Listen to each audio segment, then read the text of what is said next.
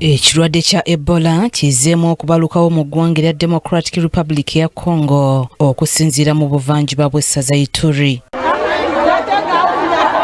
Bino bikakasiddwa ekitongole ky'ensi yonna eky'ebyobulamu ki World Health Organization ng'era abantu 206 be bagambibwa okuba nti bazuuliddwamu ekirwadde kino ng'era abantu 65 bagambibwa okuba nti baamaze dda okulembalemba olw'ekaganga. Ekiwandiiko ekifulumiziddwa ekitongole ki Africa Centers kiraze nti abakungu mu kitongole kino bakola butaweera nga bali wamu n'abakwatibwako ensonga mu ggwanga lya DR Congo ssaako n'amawanga agaliraanyeewo okuli Uganda ne South Sudan okuziyiza ekirwadde kino okusaasaanira mu bitundu ebirala. Nous avons, quand nous sommes partis à Mangina, Ebola yasooka kuzuulibwa mu mwaka gwa 1976 okusinziira mu DR Congo ng'era kigambibwa nti yasibuka ku buwundo era ng'okuva olwo mu Congo guno gwezezza omulundi gwa 17 ng'ekirwadde kino kibalukayo.